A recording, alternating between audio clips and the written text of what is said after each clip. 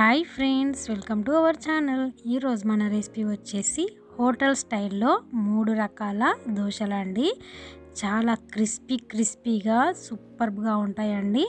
హోటల్కు వెళ్ళే అవసరం లేకుండా హాయిగా ఇంట్లోనే ఈ విధంగా చేసుకొని తింటే పిల్లల నుండి పెద్దల వరకు చాలా అంటే చాలా ఎంజాయ్ చేస్తారు. వీడియో ఎక్కడ స్కిప్ చేయకుండా ఎండ్ వరకు చూడండి. ఫ్రెండ్స్, వీడియోలోకి వెళ్ళే ముందు ప్లీజ్ అండి ఈ వీడియోకి లైక్ చేసి నాకు సబ్స్క్రైబ్ చేసి అలాగే సపోర్ట్ చేయండి అబ్బా. ప్లీజ్. ఇక లేట్ చేయకుండా వీడియోలోకి వెళ్దాం. ముందుగా ఈ క్రిస్పీ దోశల కోసం ఒక గిన్నె తీసుకొని 2 గ్లాసుల వరకు రేషన్ బియ్యం వేసుకోవాలి.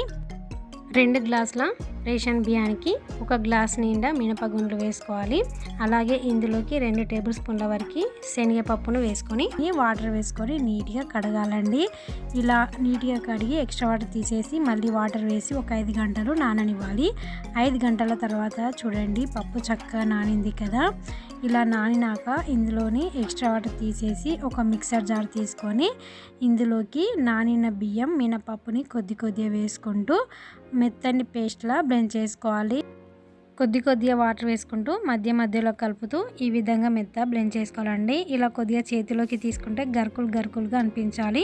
ఈ విధంగా బ్లెండ్ చేసుకొని ఒక పెద్ద గిన్నెలోకి మనం బ్లెండ్ చేసుకున్న దోశ పిండిని తీసుకోవాలి. మిగతా పిండిని కూడా ఇదే విధంగా బ్లెండ్ చేసుకోవాలండి.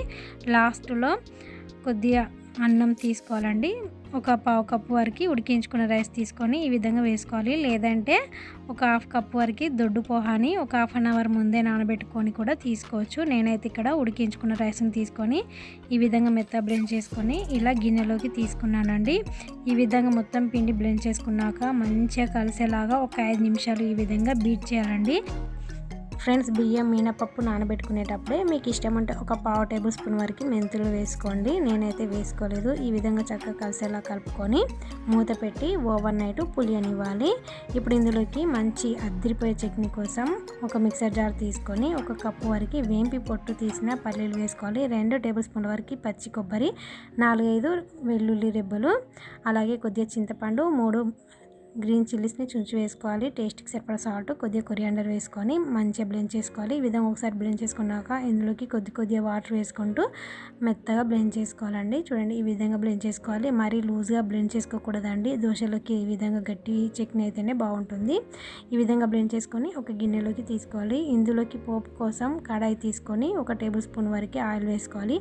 ఆయిల్ హీట్ అయ్యాక ఒక ఎండుమిర్చిని చుంచుకొని వేసుకోవాలి. పావు టేబుల్ స్పూన్ వరకు ఆవాలు, పావు టేబుల్ స్పూన్ వరకు శనగపప్పు, కొద్దిగా కరివేపాకు, కొద్దిగా పసుపు వేసుకొని ఫ్రై చేసుకొని స్టవ్ ఆఫ్ చేసి మనం ఇందాక బ్లెండ్ చేసుకున్న చట్నీలో వేసుకొని చక్కగా కలిసేలా కలుపుకున్నామంటే అద్దిరిపోయే టేస్ట్తో పల్లి చట్నీ రెడీ అండి.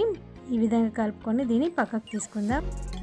చూడండి ఫ్రెండ్స్, నెక్స్ట్ డేకి ఎంత మంచిగా పులుస్తుందో. పిండి ఈ విధంగా పులిస్తేనే పర్ఫెక్ట్ దోశలు వస్తాయండి. క్రిస్పీగా తిన్నా కొద్దీ తినాలనిపిస్తుంది. మూతకి కూడా అంటుకుంది చూసారా. ఇప్పుడు దీన్ని పక్కకు తీసుకొని మంచిగా కలిసేలా కలుపుకోవాలి.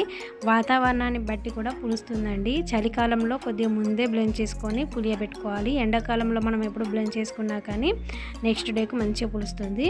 ఈ విధంగా చక్కగా కలిసేలా కలుపుకొని మనకి దోశలకి ఎంతైతే సరిపడుతుందో అంతే తీసుకోవాలండి. మిగతాది స్టోర్ చేసుకుంటే మనకు ఒక 3-4 రోజుల వరకు ఈ పిండి యూజ్ అవుతుందండి. రోజు దోశ కాకుండా దీంతోనే వెరైటీస్ కూడా చేసుకోవచ్చు. ముందు వీడియోలో అవి కూడా చెప్తానండి.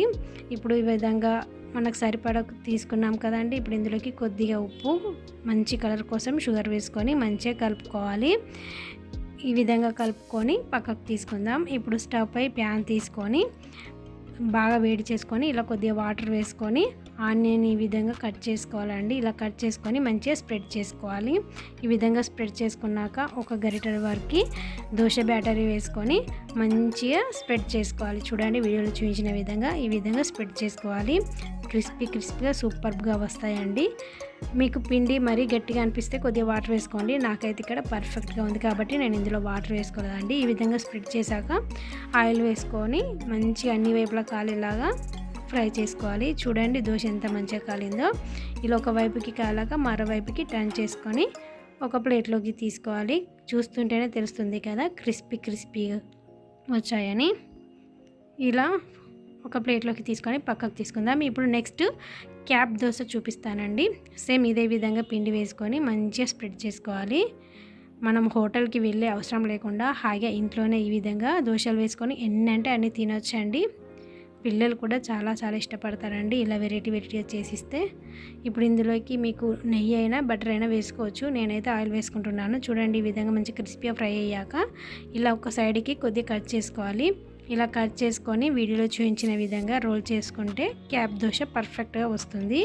నాకు చెయ్యితోనైతే పర్ఫెక్ట్గా వస్తుందండి. కర్రతో కొద్దిగా స్లిప్ అవుతుంది. చూడండి పర్ఫెక్ట్గా క్యాప్ దోశ వచ్చింది కదా. ఇప్పుడు దీన్ని ఒక ప్లేట్లోకి తీసుకుందాం. నెక్స్ట్ అందరికీ ఇష్టమైన ఆనియన్ దోశను చూపిస్తున్నానండి. సేమ్ ఇదే విధంగా ఆనియన్తో స్ప్రెడ్ చేసుకొని ఇలా దోశ పిండి వేసుకోవాలి. ఫ్రెండ్స్ మీకు ఇక్కడ ఒక విషయం చెప్పడం మర్చిపోయానండి. మనం ఆల్రెడీ హైలో మీడియంలోనే దోశలు ఫ్రై మంచిగా కాల్చుకుంటాం కదా అండి. బాగా హీట్ అయి ఉంటుంది. అందుకే లో ఫ్లేమ్లో తీసుకొని దోశలు వేసుకోవాలి. ఈ విధంగా దోశలు వేసుకొని మీడియం ఫ్లేమ్లోకి తీసుకొని మంచిగా చూడండి నేను ఆనియన్స్లోనే కొత్తిమీరని కూడా కట్ చేసుకొని వేసుకున్నాను. ఈ విధంగా ఆనియన్ కొత్తిమీర వేసుకొని కారం వేసుకొని మీకు ఇష్టం ఉంటే బటరు నెయ్యి లేదంటే ఆయిల్ వేసుకోండి. నేనైతే ఇక్కడ ఆయిల్ వేసుకొని మంచి కలర్ వచ్చాక చూడండి ఇలా ఫోల్డ్ చేసి ఒక ప్లేట్లోకి తీసుకోవడమే. టేస్ట్ అయితే అదిరిపోతుంది. క్రిస్పీగా సూపర్గా ఉంటాయి ఫ్రెండ్స్. హాయిగా ఇంట్లోనే మీరు కూడా ఈసారి ఇలా ఎంజాయ్ చేయండి. ఇంతేనండి, అద్దిరిపోయే రుచితో క్రిస్పీ దోశ రెడీ. ఇందులోకి ఈ చట్నీతో సర్వ్ చేసుకుంటే అద్దిరిపోతుంది. టమాటా చట్నీ కూడా ఇంకా సూపర్ ఉంటుందండి. ఈసారి మీరు కూడా ఇలా ట్రై చేసి మీకు ఇలా కుదిరిందో మీ ఒపీనియన్ కమెంట్ బాక్స్లో కామెంట్ చేయండి. ఈరోజు మనం చేసుకున్న రెసిపీ మీకు నచ్చినట్లయితే ఏం చేయాలి? లైక్ చేయండి, మీ ఫ్రెండ్స్కి రిలేటివ్స్కి షేర్ చేయండి. మరిన్ని మంచి రెసిపీస్ కోసం మన ఛానల్ని సబ్స్క్రైబ్ చేసుకోండి. అలాగే పక్కనే ఉన్న బెల్ ఐకాన్ని క్లిక్ చేయండి. Please support me friends. Thank you for watching. Keep smiling and keep thinking. Bye bye.